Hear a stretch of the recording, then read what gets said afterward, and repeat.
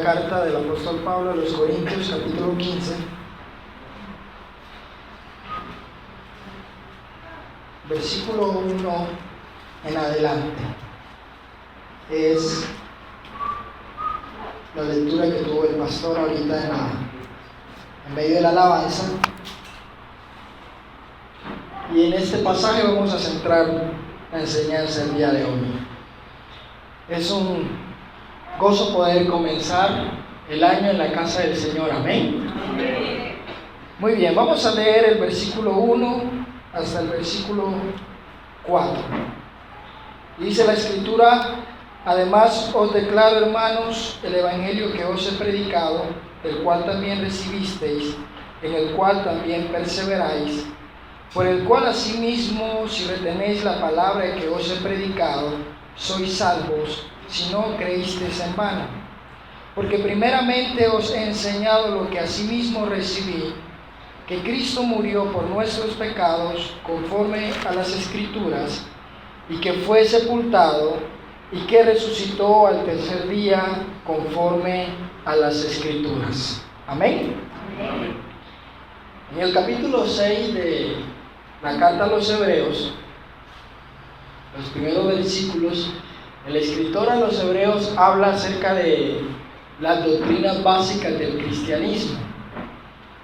El escritor habla de que el arrepentimiento de obras muertas, la fe en Dios, la resurrección de los muertos, la imposición de manos y el juicio eterno son las doctrinas básicas del cristianismo, y que todo cristiano, toda persona que dice ser seguidor de Cristo, debe comprender o debe entender y debe creer firmemente en su corazón.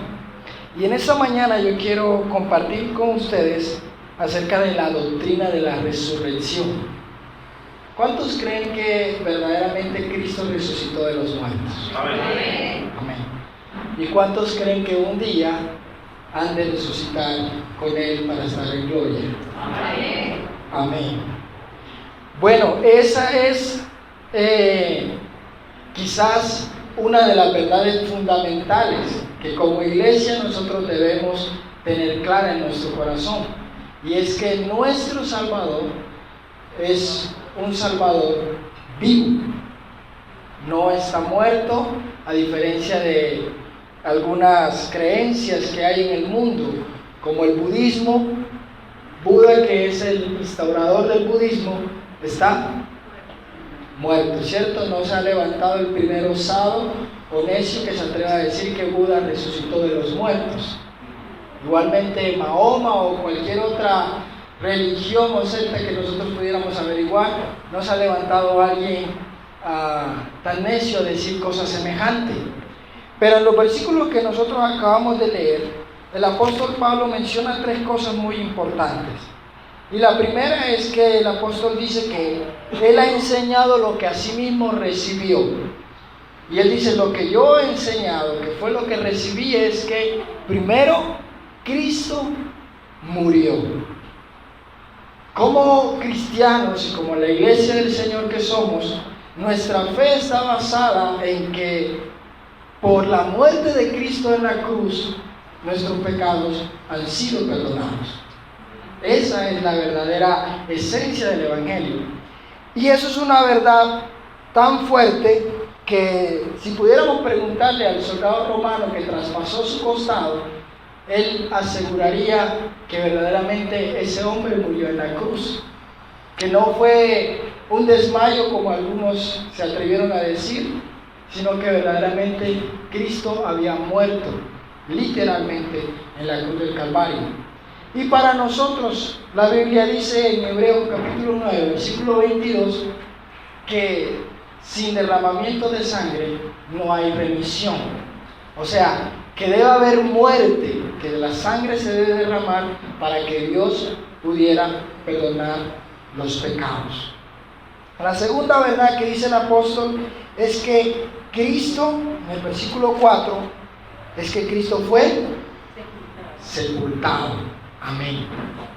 O sea, a Cristo lo bajaron de la cruz y lo llevaron a un sepulcro, a una tumba, y fue puesta una piedra. Y esa verdad no solamente la Biblia la respalda, sino que aún aquellos que lo llevaron a la cruz, que fueron los principales sacerdotes, ellos mismos confirmaban con su testimonio de que aquel hombre había sido enterrado en una tumba. ¿Dónde encontramos eso? La Biblia dice que los sacerdotes fueron a Pilato y le dijeron: nos acordamos que este hombre dijo estando en vida que al tercer día iba a resucitar. Entonces te pedimos que pongas una guardia que cuide la salida o la entrada al sepulcro para que sus discípulos no vayan a robar el cuerpo. Los mismos sacerdotes confirman de que Jesús fue sepultado. La guardia que lo cuidaba confirma que Jesús verdaderamente estuvo en un sepulcro.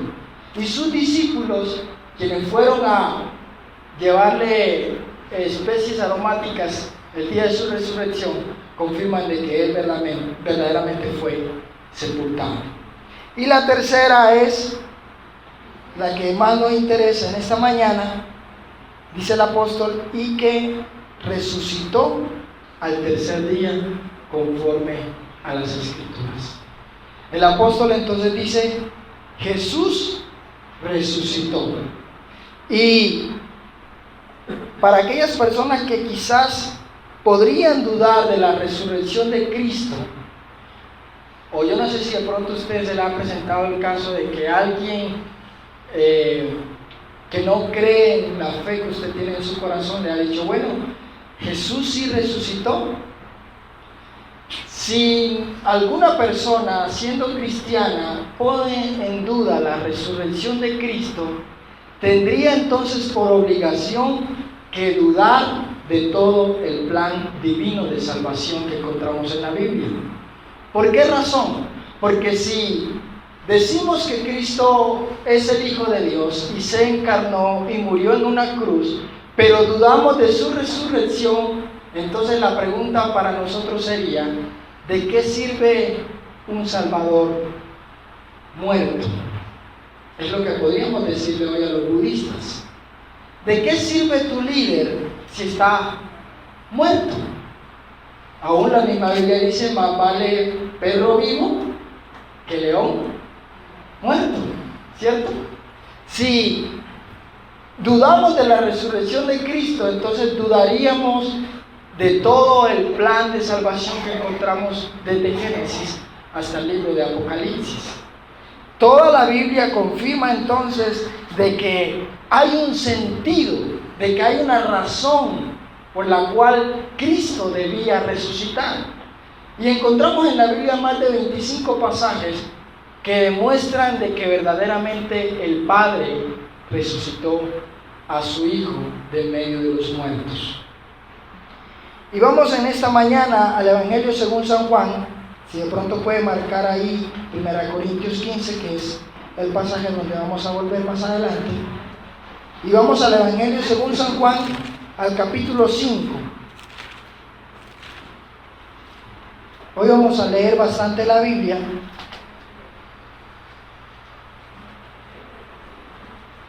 Y es bueno que usted vaya mirando los pasajes, como dice mi papá, para que lo trague entero. Juan capítulo 5, el versículo 25. Está hablando Jesús y dice: de cierto os digo, viene la hora, y ahora es, cuando los muertos oirán la voz del Hijo de Dios, y los que la oyeren vivirán. Porque como el Padre tiene vida en sí mismo, así también ha dado al Hijo el tener vida en sí mismo. Vamos al capítulo 10, el mismo Evangelio según San Juan,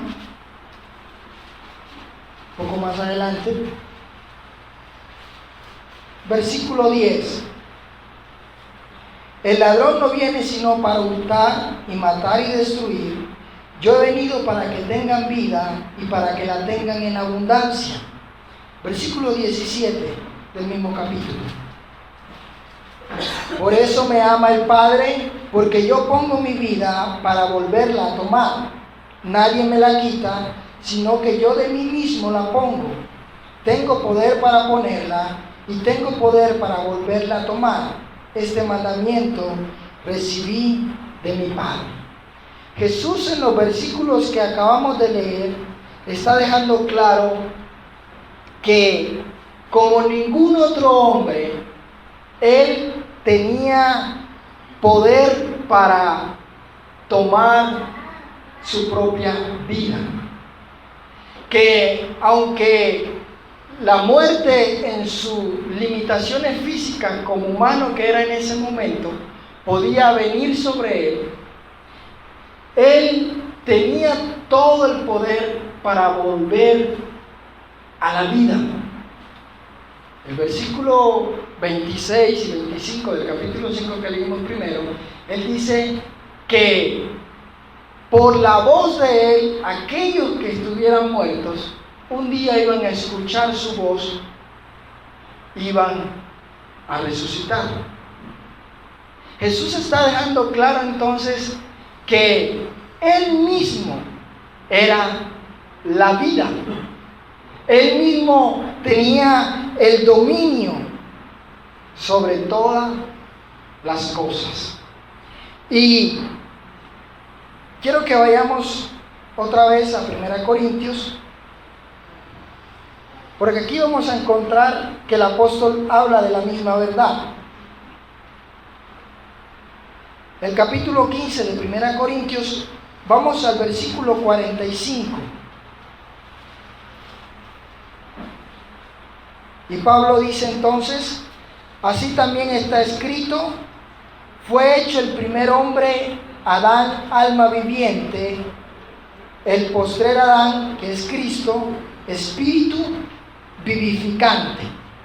Lo que Pablo está diciendo es que el primer Adán fue una persona que recibió vida, pero el postrer Adán, que es Cristo, es vida. Pablo dice: Adán, que es la cabeza de toda la humanidad, tuvo que recibir vida. Cristo, que es la cabeza de todos los redimidos, es vida en sí mismo. Y el versículo 22 del mismo capítulo 15 dice: porque así como en Adán todos mueren, también en Cristo todos serán vivificados. La demanda o el principio es que Adán, como cabeza de toda la humanidad, recibió la muerte, y entonces todos sus descendientes habían de morir de igual forma. Pero Cristo, como cabeza de la iglesia, viene a establecer entonces que como Él es la vida, todos aquellos que creen en Él han de vivir de igual forma.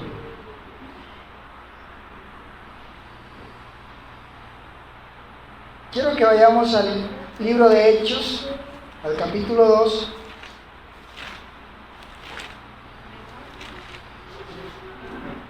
Libro de Hechos, el capítulo 2.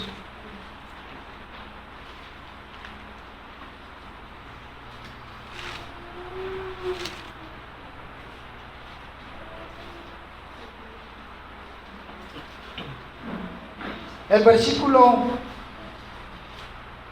24. Y hay una verdad muy fuerte en este versículo, y está hablando el apóstol Pedro. Hechos capítulo 2, versículo 24, dice el apóstol. Leamos desde el versículo 23. A este, está hablando de Jesús, entregado por el determinado consejo y anticipado conocimiento de Dios, prendisteis y matasteis por mano de inicuos, crucificándole, al cual Dios levantó, suelto los dolores de la muerte, por cuanto era imposible que fuese retenido por ella. Pedro está diciendo que no había ni siquiera un mínimo porcentaje de que la muerte pudiera tener potestad sobre Cristo. Si aún se quisiera pensar en la idea de que Cristo no podía resucitar, aún la misma muerte podía ser testigo al decir que no podía retener a quien es la vida. La muerte no podía enseñorearse de Cristo. Es lo que el apóstol está diciendo, por cuanto era imposible ser retenido por ella. La muerte no podía enseñorearse de Jesús. Y quiero que veamos dos pasajes que hablan acerca de que el mismo Cristo predijo su resurrección. Quiero que vayamos al Evangelio según San Juan otra vez, al capítulo 2.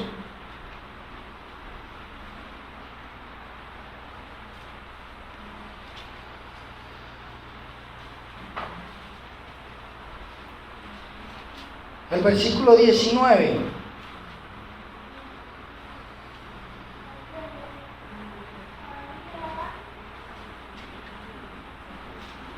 Y dice la Escritura: respondió Jesús y les dijo: destruir este templo y en 3 días lo levantaré. Dijeron luego los judíos: en 46 años fue edificado este templo, y tú en 3 días lo levantarás. Mas él hablaba del templo de su cuerpo. Vamos a Mateo capítulo 16.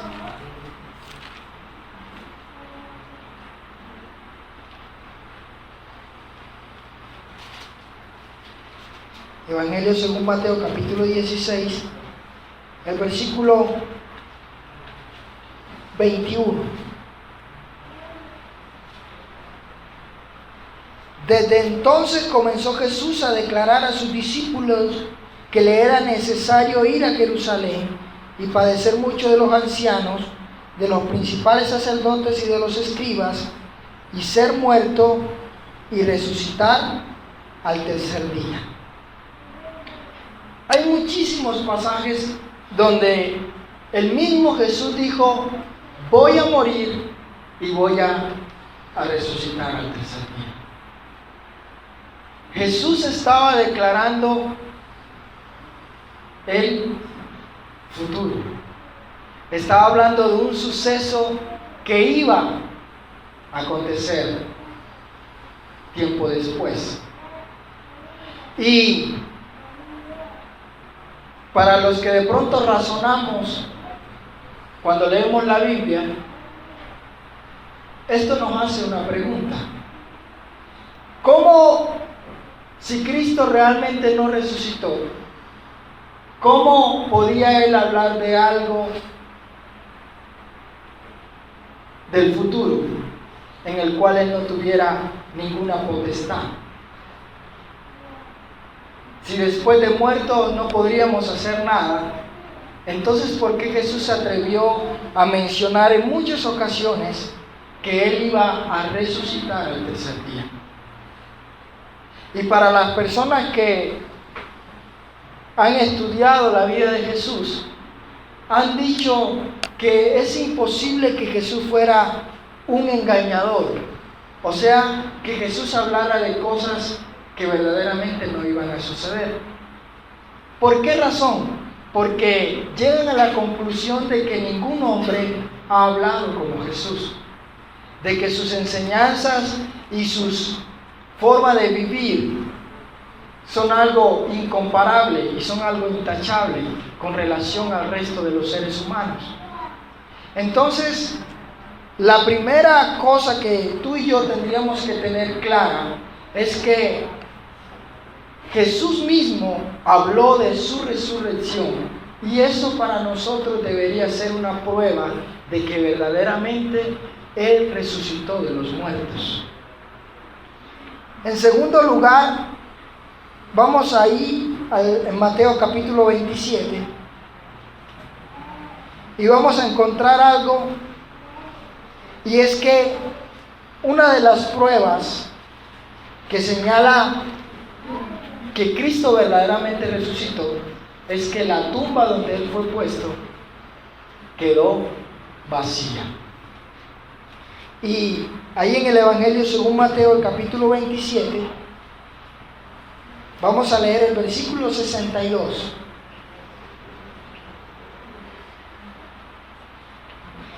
Y dice: al día siguiente, que es después de la preparación, se reunieron los principales sacerdotes y los fariseos ante Pilato, diciendo: Señor, nos acordamos que aquel engañador dijo, viviendo aún, después de 3 días resucitaré.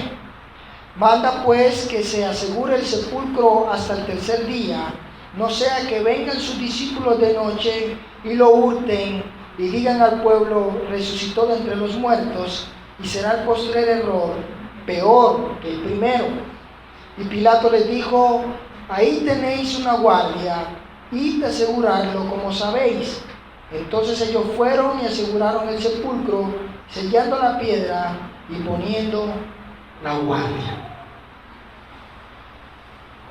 El Evangelio según San Mateo nos dice que fueron los principales sacerdotes los instrumentos que Dios utilizó para darle veracidad o firmeza al hecho de que la tumba no fue ni violentada ni profanada por nadie. Porque fueron los mismos quienes lo llevaron a la cruz los que se preocuparon porque su cuerpo no fuera robado. Y la forma en que utilizaron para proteger ese proceso fue la forma más severa que había en ese tiempo. Y era que los mismos soldados romanos guardaran el sepulcro de Cristo. Y que fuera sellada de la forma en que ellos sabían hacerlo. Ese testimonio entonces nos dice a nosotros que verdaderamente la tumba de Cristo no fue tocada por ninguna mano humana más que la mano de Dios. Y hay 3 cosas que podríamos encontrar, y es que la primera ya la mencionamos en la guardia, la segunda era una piedra que estaba puesta ahí, y la tercera la encontramos en el capítulo 28 de ahí del mismo libro del Evangelio según Mateo, el versículo 1 hasta el versículo 4, y dice: pasado el día de reposo, al amanecer del primer día de la semana, vinieron María Magdalena y la otra María a ver el sepulcro, y hubo un gran terremoto porque un ángel del Señor descendió del cielo y llegando removió la piedra y se sentó sobre ella. Su aspecto era como un relámpago y su vestido blanco como la nieve. Y de miedo de él los guardas temblaron y se quedaron como muertos. Quien realmente movió la piedra fue un ángel del Señor. Y si usted sigue leyendo un poco más adelante, ya Cristo no estaba en la tumba cuando la piedra fue removida. Ya Cristo había salido de ese lugar.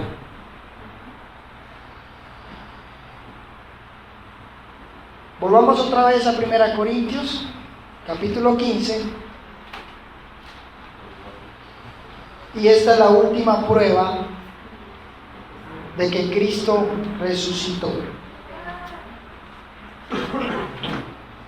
1 Corintios 15, versículo 4 en adelante. Y que fue sepultado y que resucitó al tercer día conforme a las Escrituras, y que apareció a Cefas y después a los 12, Después apareció a más de 500 hermanos a la vez, de los cuales muchos viven aún y otros ya duermen. Después apareció a Jacobo, después a todos los apóstoles, y al último de todos, como un abortivo, me apareció a mí. La última prueba es que la resurrección de Cristo tuvo testigos. Tuvo personas que lo vieron resucitado. Y el apóstol se encarga de mencionar una pequeña lista. Y él dice a Cefa, a Jacobo, a los 12, a más de 500 y a mí. O sea, el Señor estaba asegurando de que existieran todas las pruebas necesarias para confirmar de que Cristo verdaderamente había resucitado. ¿Qué nos enseña a nosotros esto, amados hermanos? Que la fe que tú y yo tenemos hoy día no está basada en algo mitológico, como la gente que cree en Hércules, como la gente que cree en los dioses de la antigua Atenas, donde todo ese pensamiento era algo fantasioso, una ficción, algo que venía a la mente y comenzaban a darle y a darle hasta que creían en algo irracional.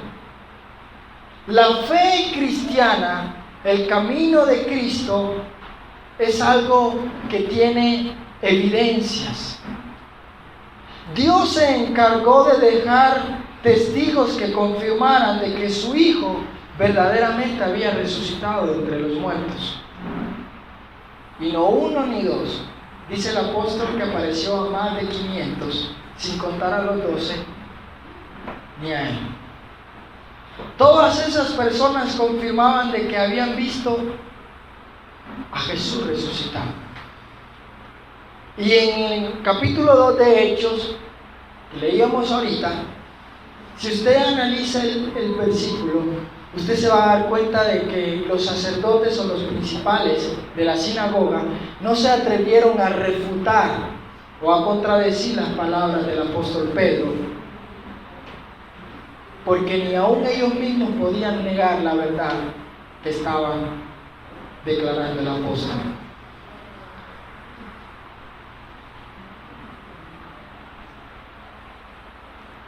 Si Cristo resucitó, eso quiere decir entonces que la resurrección verdaderamente existe, es verdad. Que no hay algo así como la reencarnación o la transmigración de las almas. ¿Sí ha leído eso alguna vez? Que de pronto usted en otra vida fue negrito porque canta muy bien. Dicen que los negros tienen muy buena voz, ¿cierto? Que de pronto usted hoy está pagando una pena de su vida pasada. En la Biblia no encontramos nada de eso. En la Biblia dice que solo hay una demanda, y es que después de la muerte nos espera el juicio. No hay otra cosa. Y quiero que vayamos a Juan, otra vez, el Evangelio según San Juan. Capítulo 5, al versículo 28. Y alguien puede buscar Hechos capítulo 24, versículo 15. El Evangelio según San Juan, capítulo 5, el versículo 28. Dice Jesús: no os maravilléis de esto, porque vendrá hora cuando todos los que están en los sepulcros oirán su voz, y los que hicieron lo bueno saldrán a resurrección de vida, mas los que hicieron lo malo a resurrección de condenación. ¿Qué está dejando claro Jesús aquí? Que todo el mundo ha de resucitar, sea bueno o sea malo. todos hemos de pasar por el proceso de la resurrección. Y en Hechos capítulo 24, versículo 15, ¿alguien lo encontró? 24.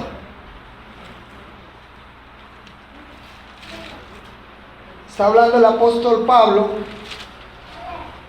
El versículo 15 dice: teniendo esperanza en Dios, la cual ellos también abrigan, de que ha de haber resurrección de los muertos, así de justos como de injustos. Pablo está confirmando las palabras de Jesús de que toda la humanidad ha de resucitar, tanto buenos y malos. La diferencia será la retribución que hemos de recibir, cada uno en particular. Y esta semana estábamos viendo el Titanic y una de mis hermanas me dijo: ¿cómo será cuando toda esa gente comienza a resucitar? Porque la Biblia dice que que el mar entregará sus muertos. No importa si lo cremaron, si lo cortaron en pedazos, si se lo comieron los gusanos, todo eso ha de volver a su lugar y presentarse ante Dios. Y como iglesia, nosotros debemos comprender una verdad. En Génesis capítulo 5, ese capítulo tiene 32 versículos, y en ese capítulo usted encuentra 8 veces la frase "y murió". En los 4 capítulos anteriores, esa frase no es relevante. Pero en el capítulo 5 de Génesis dice "y murió". Y tuvo tantos hijos y murió. Y engendró tantos y murió. 8 veces. Lo que Génesis está tratando de establecer es que la muerte se estaba convirtiendo en algo normal. ¿Por qué normal? Porque era la causa del pecado. Y el libro de Génesis termina con un versículo muy interesante que dice: y pusieron a José en un ataúd en Egipto. El libro que comenzó con la vida termina con un símbolo de muerte. ¿Por qué razón? Porque la Biblia está dejando claro de que la muerte es un proceso universal. Es decir, todos han de morir. Y como iglesia debemos comprender que la resurrección es un proceso igualmente universal. Todos hemos de resucitar un día, o hemos de ser transformados si estamos en esta vida todavía. Pero nos preguntamos entonces, ¿cuál será el cuerpo de los cristianos resucitados? Y quiero que vayamos al Evangelio según San Lucas, al capítulo 24, y vamos a entender un poquito acerca de cuál es el cuerpo que hemos de tener cuando resucitemos de entre los muertos o seamos transformados.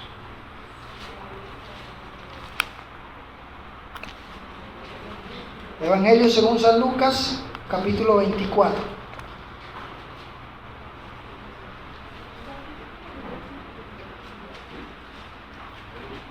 Versículo 36.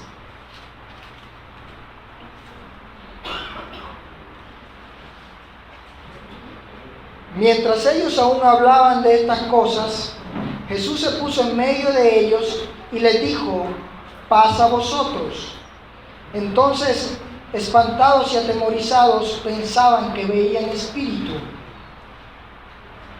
Pero él les dijo: ¿por qué estáis turbados y vienen a vuestro corazón estos pensamientos? Mirad mis manos y mis pies, que yo mismo soy. palpad y ved, porque un espíritu no tiene, ¿qué cosa? Carne ni huesos, como veis que yo tengo. Y diciendo esto, les mostró las manos y los pies.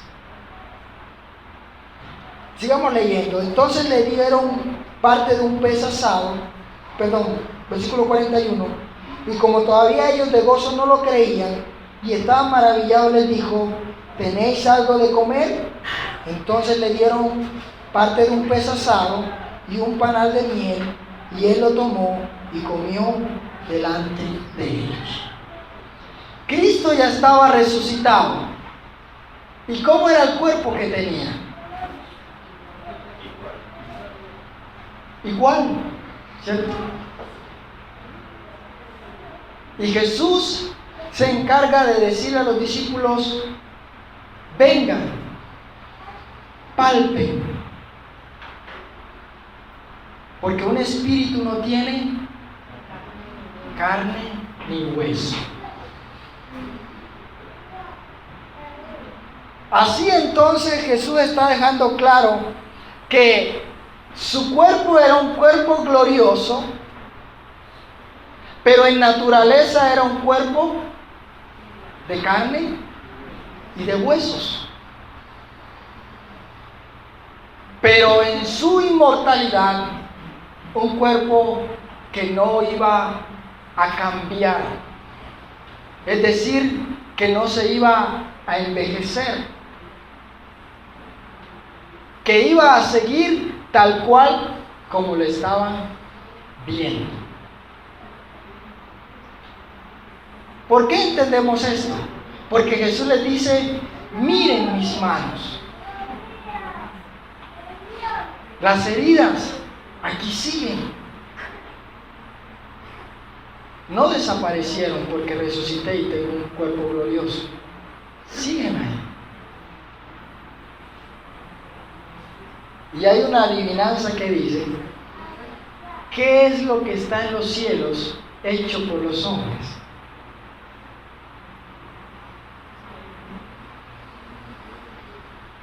¿Sí sabe lo que está en los cielos hecho por los hombres? Las heridas de Cristo. Eso está en los cielos. Entonces, la estructura del cuerpo de Cristo era un cuerpo, o es un cuerpo que tiene carne y que tiene huesos. Así, amados hermanos, que el cuerpo que hemos de recibir cuando seamos resucitados será un cuerpo que tenga carne y huesos. Aparte de eso, si quiere comer, va a poder comer.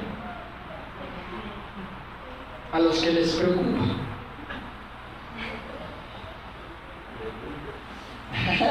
Pastor Luis. Le preocupaba, bueno, ya no le comió comió pescado y comió miel. No seremos Gasparines que nos van a poder ver en transparencia. No. Por eso Él les dice: ¿por qué se espanta? Yo no soy un espíritu. Yo tengo carne y huesos. Pero hay algo muy interesante, y es que Jesús no menciona sangre. Jesús solamente habla de carne y hueso. No mencionó sangre. La primera razón es porque su sangre había sido derramada en la cruz por nuestros pecados. Y la segunda es porque el apóstol Pablo, ahorita lo vamos a ver en 1 Corintios 15, dice que la carne y la sangre no pueden heredar el reino de Dios. Amén. Vamos a Juan capítulo 20 y vamos a encontrar otra característica de ese cuerpo.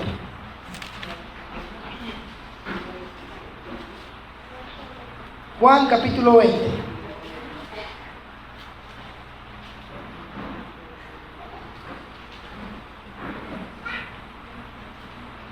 Versículo 26.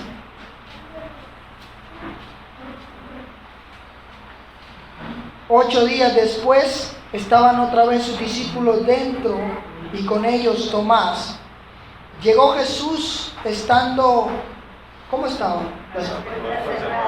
Las puertas cerradas, y se puso en medio y les dijo: pasa vosotros. Luego dijo a Tomás: pon aquí tu dedo y mira mis manos, y acerca tu mano y métela en mi costado, y no seas incrédulo, sino creyente. La otra característica que podemos encontrar y es que este cuerpo no ha de tener limitaciones físicas. No fue necesario que Cristo abriera las puertas para entrar.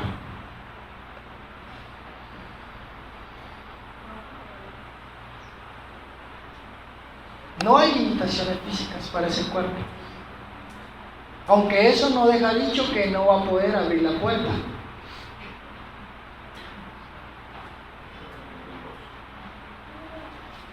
Podría también abrir la puerta si era necesario. Pero la verdad es que ese cuerpo no ha de estar sujeto ni a tiempo ni a espacio. Porque hemos pasado de una esfera física a una esfera espiritual que será la eternidad. Por eso, hoy día nosotros estamos limitados, porque fuimos incluidos en una esfera que tiene tiempo. Si el tiempo no existiera, entonces, ¿cómo podríamos envejecernos? Por eso en la eternidad no vamos a envejecer, porque el tiempo dejará de ser. Amén. Vamos otra vez a Corintios capítulo 15 y ahí vamos a encontrar otra característica de este cuerpo.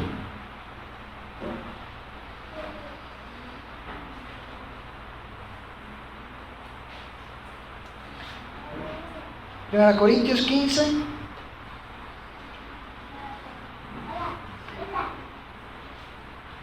versículo 42.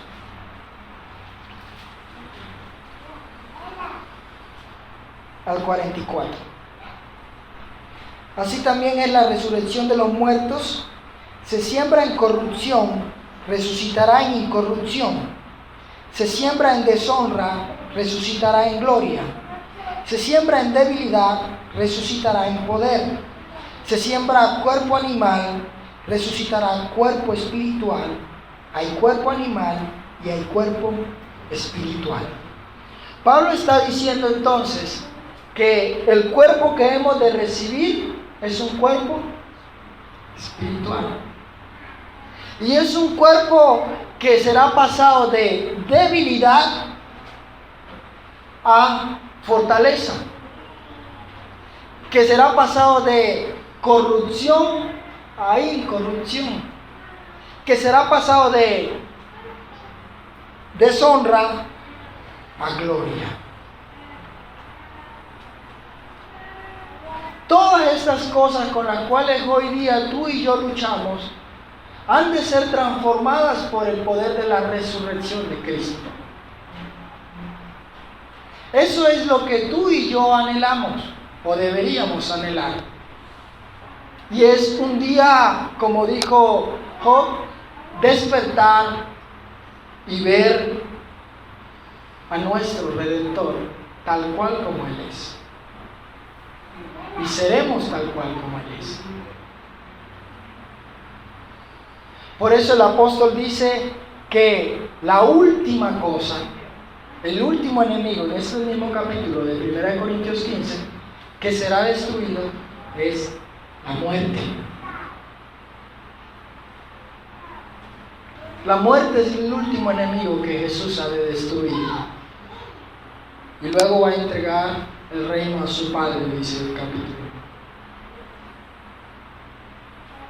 Todo este proceso que hoy día estamos viviendo, que sentimos dolor, ¿quién dijo que los cristianos no han de sentir dolor?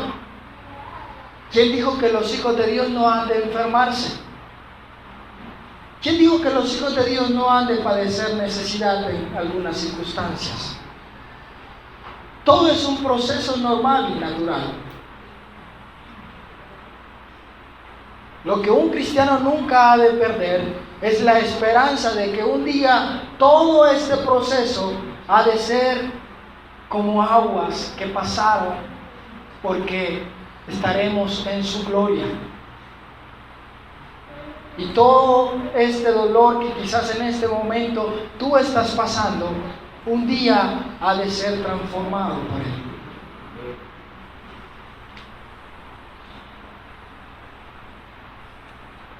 Mira el versículo 16. De ahí del capítulo 15.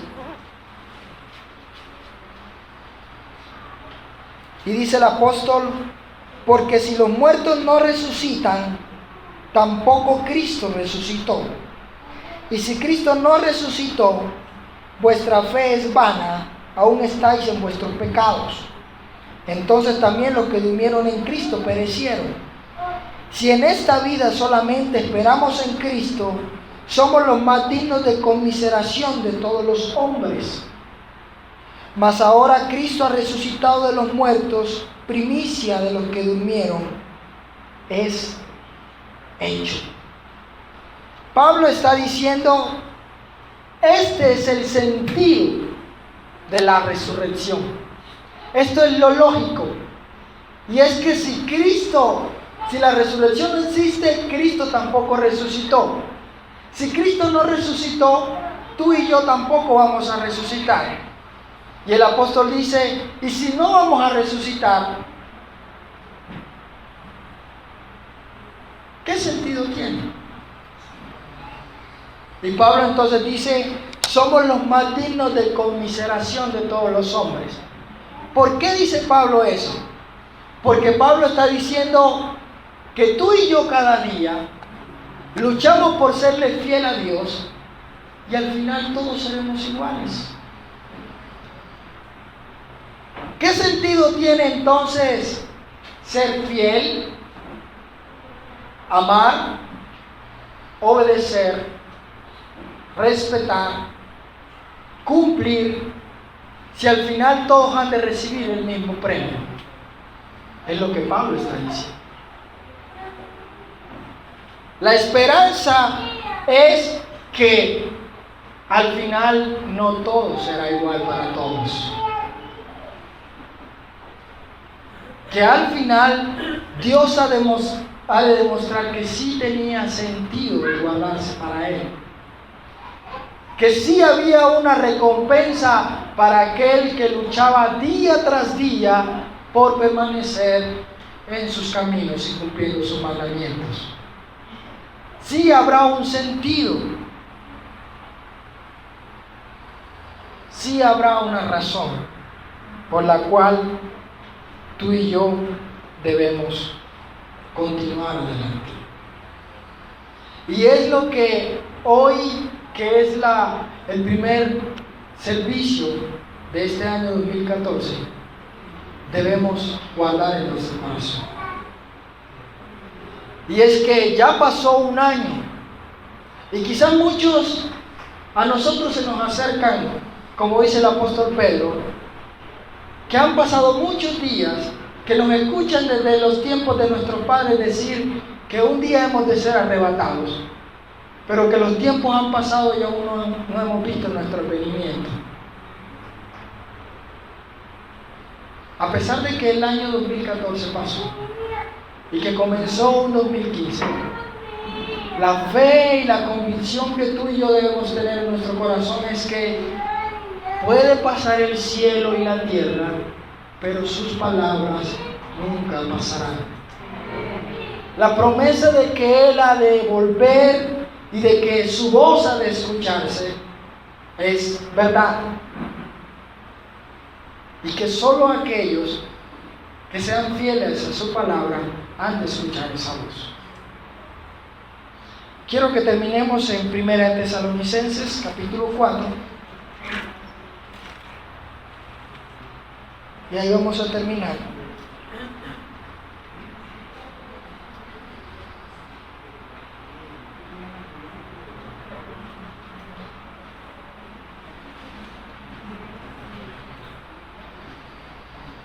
El versículo 1 Tesalonicenses capítulo 4.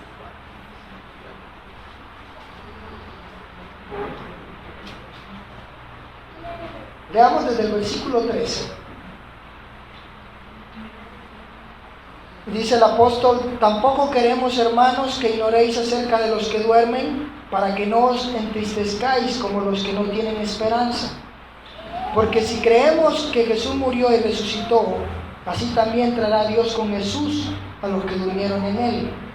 Por lo cual os decimos esto en palabra del Señor, que nosotros que vivimos, que habremos quedado hasta la venida del Señor, no precederemos a los que durmieron. Porque el Señor mismo, con voz de mando, con voz de arcángel y con trompeta de Dios, descenderá del cielo, y los muertos en Cristo resucitarán primero. Luego nosotros, los que vivimos, los que hayamos quedado, seremos arrebatados juntamente con ellos en las nubes para recibir al Señor en el aire, y estaremos siempre con el Señor. Amén. Todo cristiano debe comprender y creer la verdad de que un día Cristo ha de alzar su voz en las nubes. Y entonces lo escucharemos y seremos arrebatados para estar con Él en el aire siempre. Esa es la esperanza a la cual tú y yo estamos aguardando. Amén. ¿Qué tal si nos ponemos en pie esta mañana?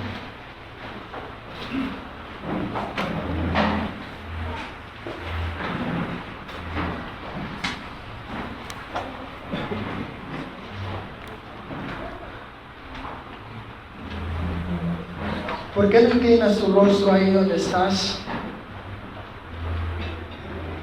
Y primeramente le das gracias por su muerte. Le das gracias porque Él derramó su sangre por nuestros pecados. Le das la honra y la gloria porque Él es digno y merecedor de toda ella. Y cantábamos una canción que decía: toda gloria y majestad,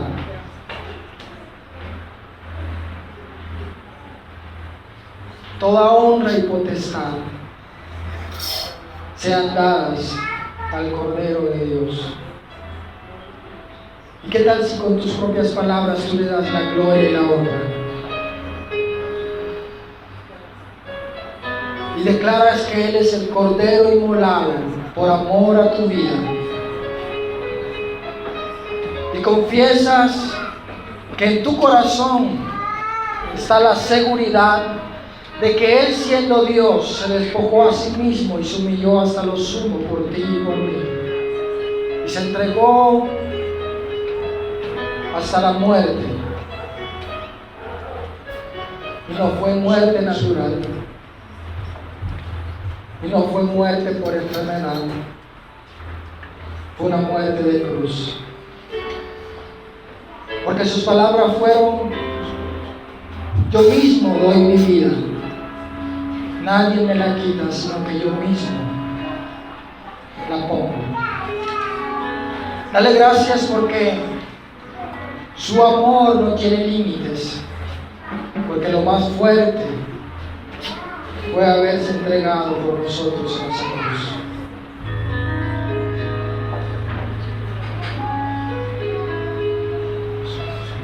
Y ahora confiesas en que en tu corazón está la seguridad, que estás persuadido, que estás convencido de que un día lo verás tal cual como Él es, de que tu cuerpo débil ha de convertirse en fortaleza.